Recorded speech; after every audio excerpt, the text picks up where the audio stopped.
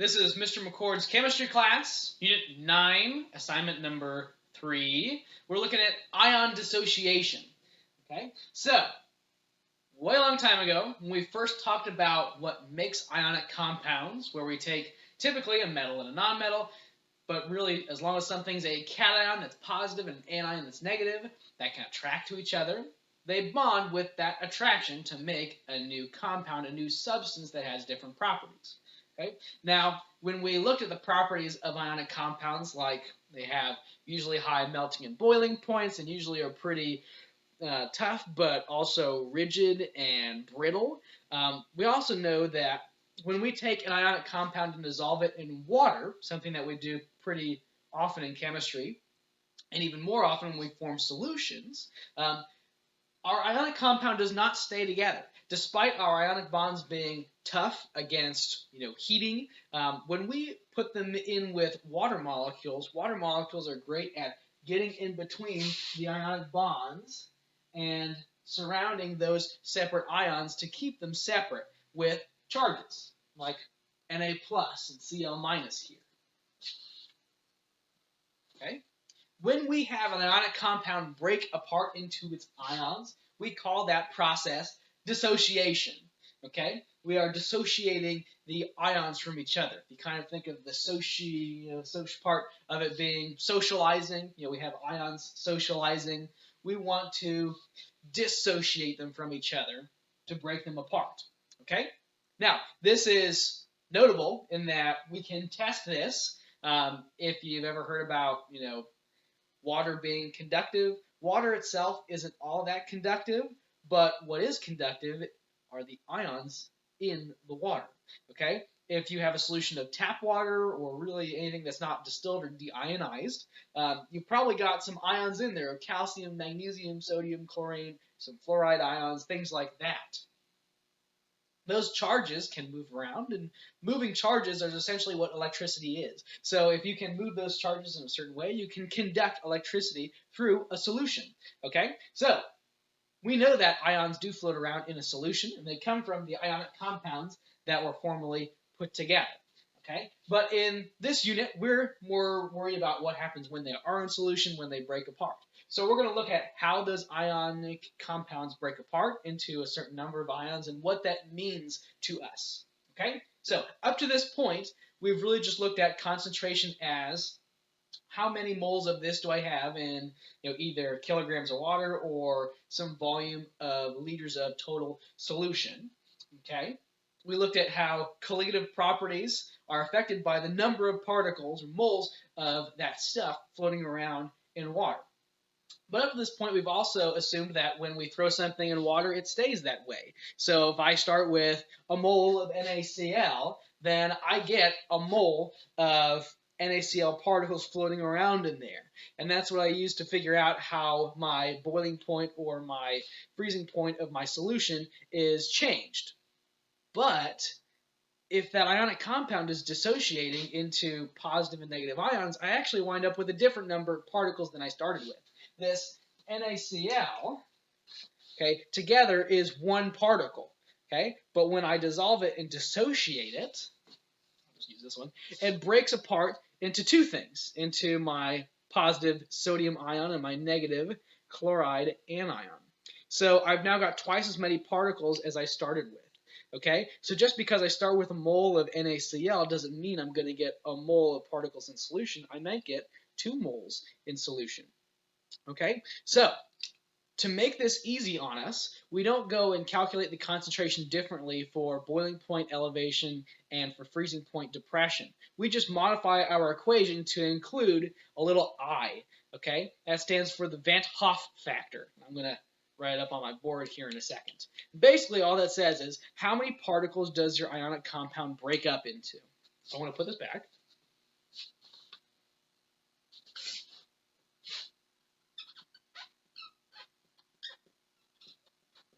Hoff factor.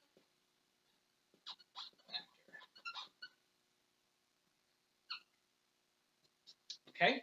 How many particles will NaCl or NgCl2 or AlBr3 break up into when they are dissolved in a solution like water?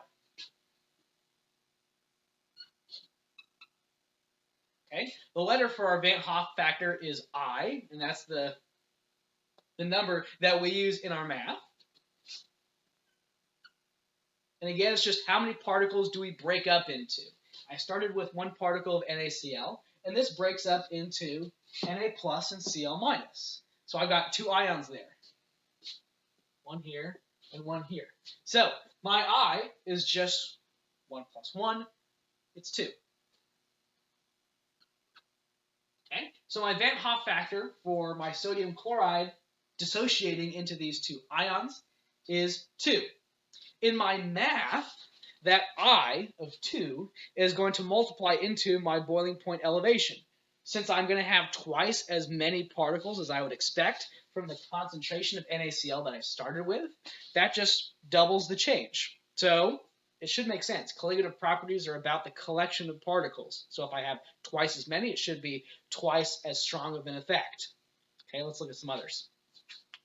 My NgCl2 is made of an Ng2 plus ion and 2 of these Cl minus ions. Now, these guys are not going to stay together as Cl2, which can be kind of confusing. We talked about the diatomic elements, elements that naturally form diatomic molecules and stick together, okay? And chlorine is one of them. We don't do that in solution. And you can think of it like this. These guys are ions. They are charged, okay? They started charged in this ionic compound by taking an electron from magnesium, and we're not really going to give it back. That was a good situation for everyone. So I can't take a negatively charged chlorine and a negatively charged chlorine and try and put them near each other. They're going to repel each other. So I can't just shove these with each other and say, oh, it's Cl2 now. They're not going to want to do that. They're going to stay separate. Okay, so we have two separate chloride ions here. So in total, from breaking up this NgCl2, we make one of these guys, two of these guys. There's 3 particles. So my Van Hoff factor, my I for this, for magnesium chloride dissociating into its ions, is going to be 3 for these 3 things. 1, 2, 3, I have 3. Okay, not too bad. Let's look at this one down here. So same kind of idea. This aluminum bromide has an aluminum ion and 3 bromide ions. Again, bromine is one of those elements that is diatomic typically on its own. But when we break up the aluminum and the bromine atoms from each other, those ions are still going to be charged. So I'm not going to be able to push these guys together into a Br2 and then just a Br alone. They're all going to want to be separate. So I have a total of 4 particles here. One of these guys, and one of these guys. So my Van Hoff factor is going to be 4.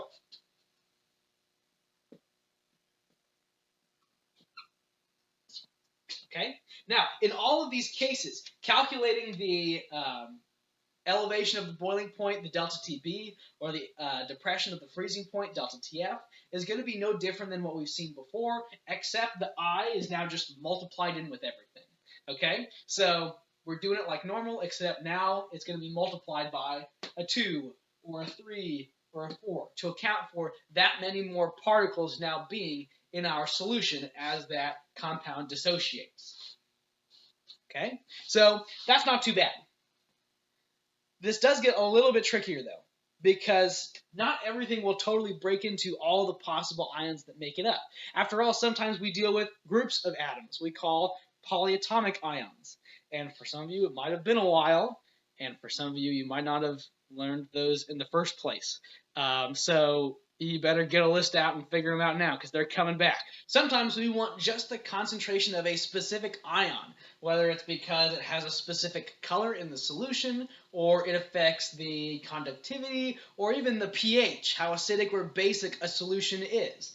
Okay? And that's not always the same as the concentration of the solution that we kind of originally started with, okay? Because the ions break up. We might have more ions separated than what we started with particle-wise kind of in the beginning. So let's say I've got this HCl. This is hydrogen monochloride, or you could call it hydrochloric acid. Okay, what makes it acidic is this H plus ion right here. We'll talk about it more in the next unit. Okay, so I want to figure out what the molar concentration, aka the molarity, is of this HCl. If I've got 0.03 moles of HCl in 0.250 liters of total solution. Okay, so I'm going to figure out the molarity. I'm also going to figure out the molarity of H plus, just this ion in the solution. Since this is what's telling me how acidic the solution is, I want to know just the concentration of this part. Okay, so it might be different than what we started with before, depending on how our compound dissociates. So let's start with this. Okay, molarity is moles of solute over liters of solution. Well, thankfully, in this case, they just gave us moles of our solute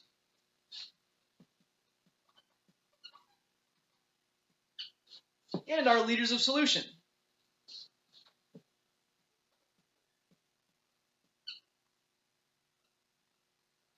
Okay. All we have to do is plug that into a calculator and figure it out. Right. By my calculations, 0.03 divided by 0.250 gives me 0.12 moles per liter, 0.12 molar concentration. I have a molarity of 0.12 big N. Okay, so that's the concentration of this HCl. Okay, now for this specific ion, it might be different. So let's try changing it around. Okay, well, if I started with 0.03 moles of HCl, but I want to know how many moles of this H plus are in this many liters of solution, what the concentration of that is, I need to convert from moles of HCl to moles of H plus. And what better way to do that than with a fraction bar of stoichiometry? Okay, so I want to take my original 0.03 moles of HCl,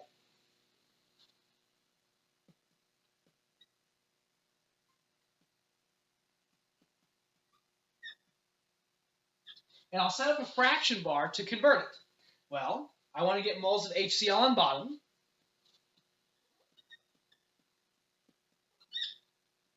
so that cancels out, and I want to have moles of H plus on top.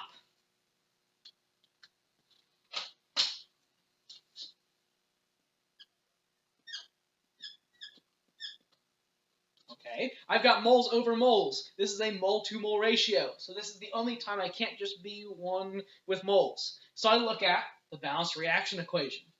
For every one of these HCl's, I get one of these H pluses. Okay, which should make sense, since one of these breaks into one of these and one of these, but I'm only counting the number of moles of this guy. I'm only curious about the H plus. Okay, so I have one of these and I get one of these. Right? It should be a 1-to-1 ratio, and it is.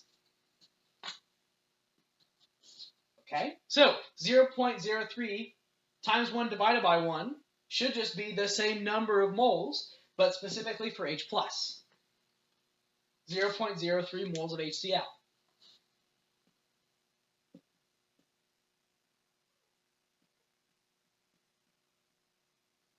Means I've got 0.03 moles of H plus specifically.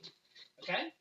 If I want to take it that step farther, I just take this 0.03 moles and divide it by my 0.250 liters, and I get the same concentration. But instead of it being for HCl, it would be 0.12 molar concentration of H plus. Okay, so this is a lucky case where we end up with the same concentration for the compound together as we do for the ion separate, because one of the compound's particles makes one of those ions. But that's not always the case. So let's look at an example where it doesn't and how it changes the math. Okay, this last example, we've got barium hydroxide that breaks up into a barium 2+ ion and two of these hydroxide polyatomic ions. Right? Now, just like how we use H pluses to measure how acidic something is, later on we'll be looking at hydroxides to tell how basic a solution is. Okay? So, maybe we want to focus in on the concentration of OH minus specifically instead of just, BaOH2 as a whole. So let's see how we might deal with a problem like this. So I've got a solution of 0.499 liters of volume, okay, and it has a molar concentration of 3.00 big M for our molarity. So first off, I want to figure out how many moles of barium hydroxide are in there, okay? So if molarity is moles per liter,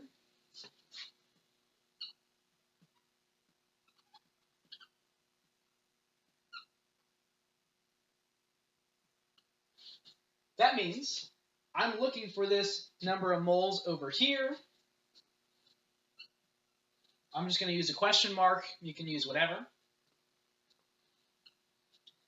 All right. I've got a volume of 0.499 liters down here.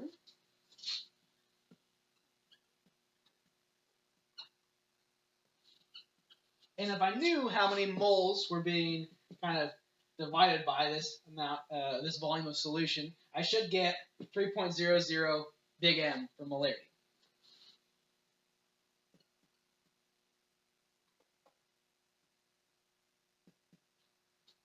Okay, so 3.00 equals something divided by 4.99. So to solve this out, I need to multiply both sides by 0.499. So this will essentially cancel out here as it's multiplied over to the left. So 3 times 0.499 is going to give me my question mark number of moles. All right, so I'm going to punch that into a calculator. 3 times 0.499 gives me about 1.497 moles of barium hydroxide in this solution.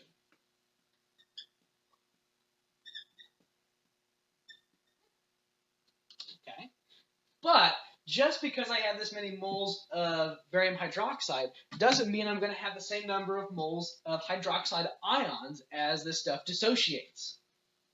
If my barium hydroxide looks something like this, I should get a hydroxide here and a hydroxide here. I should wind up with twice as many hydroxides as I did originally the number of barium hydroxides. So I haven't made any matter, I haven't lost any matter, but I go from having one particle altogether to having two separate amounts of these guys. So I've got a mole of barium hydroxide turning into 2 moles of hydroxide ions. Okay, so my concentration should be twice as much. Let's see if it works out that way. Okay.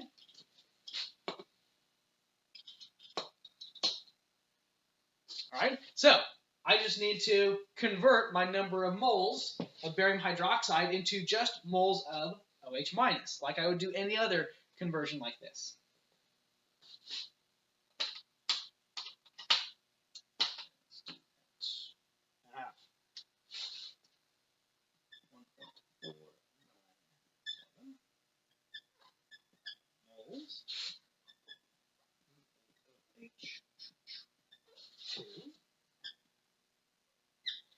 I'm trying to get rid of moles of barium hydroxide, so that's got to be on bottom.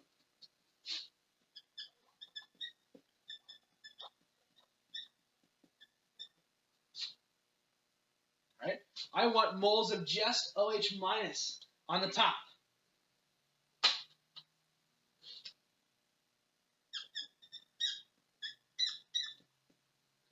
Okay.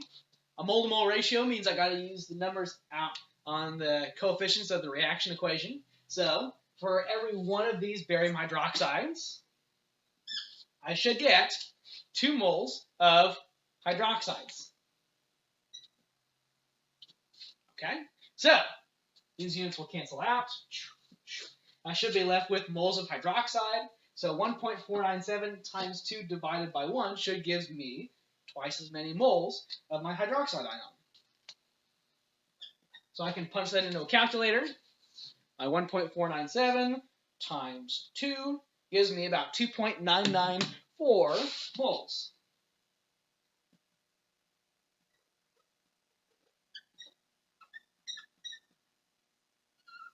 And that is specifically for this OH minus ion. Okay? Now, the last thing I want to do is take that number of moles and figure out the molarity. I want the molar concentration. So, if molarity is just moles divided by liters, I have 2.994 moles of hydroxide. This is all still in the same bottle. It's all still in the same solution. Okay, I'm just looking specifically at hydroxide instead of the barium hydroxide as it would be together. So, my volume is still 0.499 liters. If I take 2.994 divided by 0.499 liters,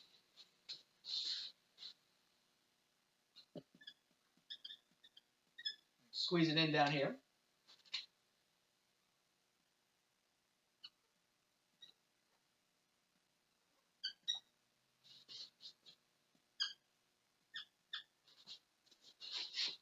All right, plug that in my calculator.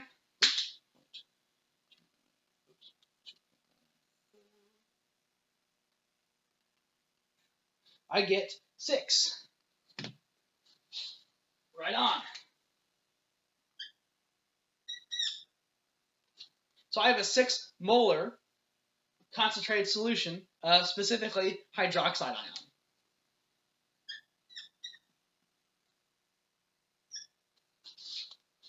No, I didn't already. Circle this. I'll do that too.